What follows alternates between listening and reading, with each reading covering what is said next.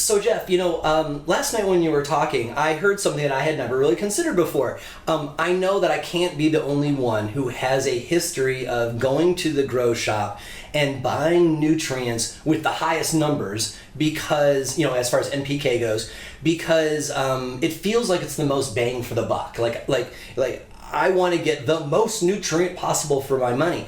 But last night you said that in actuality, you recommend purchasing lower numbers because it's overall going to be better for the rhizosphere. Would you break that out a little bit? Sure. Of course, yesterday I was talking about autoflowers, but it applies to all plants, and not just cannabis plants as far as I'm concerned. The tendency is to want to go get the highest nitrogen you possibly can. That's that first number in the NPK trilogy. We've all been inundated over the years with television ads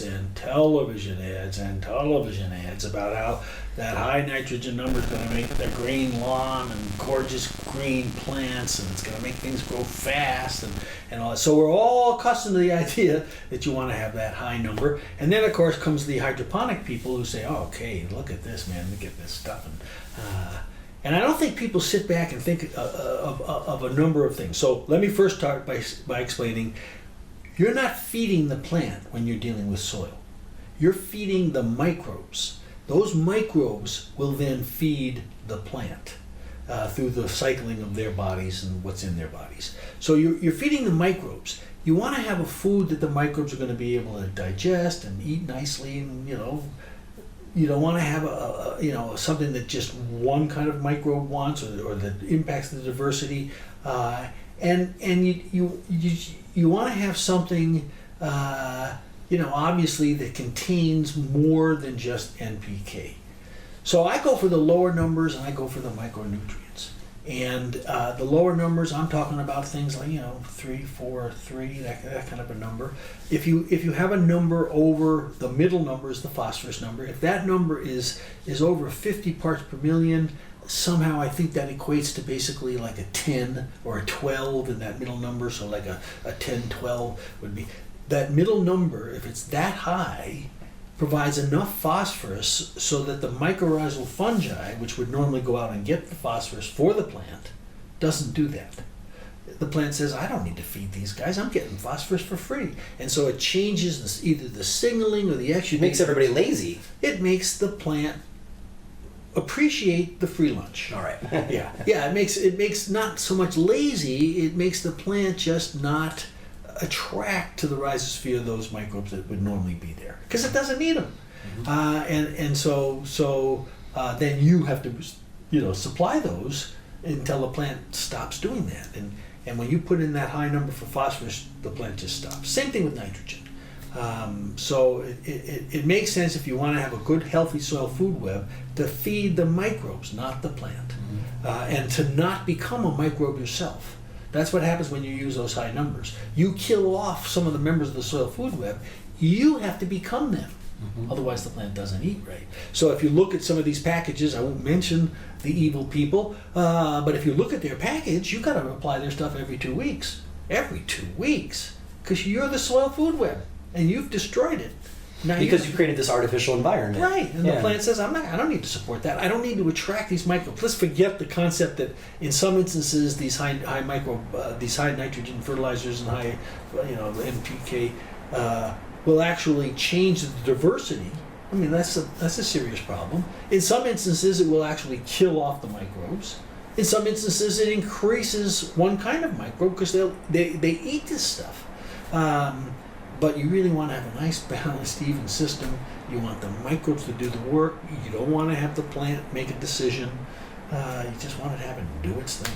I like that idea that our job as farmers is really to take care of the microbe community, and the microbe community takes care of the plant. Right. When I was first getting into organic food, I was a serious follower of Joel Salatin from Polyculture Farms. Yeah. And one of his things, he says, I'm not a cattle and chicken farmer, I'm a grass farmer. Right. And so long as I produce good grass, then all the animals eat. Similarly, we're trying to create, a good microbes so that the plant has something that it wants to eat. Right. So we're herders. Yeah, we're herders. Right. we're ranchers. We're ranchers. Yeah. That's exactly right. And I think people forget that. And the reason why we forget it is because before World War II, that's all people did. And all of a sudden, these artificial fertilizers came in after the war. Where do they come from? Munitions, et cetera, et cetera. So it's just one of those systems that have gotten out of hand. And so when you talked about, to go back to the beginning of the question, your concentration levels, you thought, gee, I'll buy those higher ones. It's cheaper, ultimately, in terms of the economy. But that's not really true. Because you have to apply more, and your plant is probably more susceptible to everything because it doesn't have the microbe community to help it fend off. Yeah, oh yeah. I mean, I didn't even get into that. Don't even get you started. Yeah, once you change the diversity, then you're really screwing things up. And so, yeah, absolutely. So you want to pay attention to what you're doing, and frankly, when you buy these things, you might want to think about where, see, if I bought compost, the compost is made out of manure, it comes from a cow, the cow eats, maybe you want to buy the stuff that the cow eats. So there's all sorts of ways of thinking different about this, as opposed to, remember that TV commercial? Right. NPK, One more question about the NPK numbers. So very often we will want to use soil additives that have got of several different types, right? And they've all got their own NPK numbers. How do you think about stacking those? Right? Do we add them together and suddenly now we've got an N of 18 because we've used 5 different things that are 3? I mean, how does that work? It's very confusing. At one time I tried to understand these moles, percentages. Oh God, it's so confusing. And even the NPK numbers themselves don't really represent nitrogen. The phosphorus is really not phosphorus. I think it's phosphoric acid. I don't know. It's just so confusing. But all I know is that when you do mix them together, you are additive as opposed to subtractive, and you're increasing the number as you go.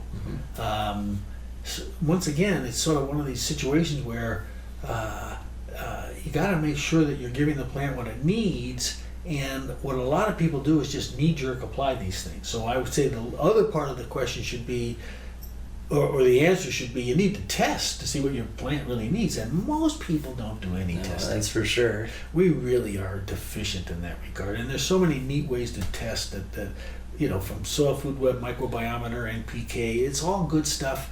We ought to do it. Information's power. So so let's see if we can go back and summarize the answer. You want to keep those numbers low because you're feeding the microbes, not feeding the plant. The microbes feed the plant.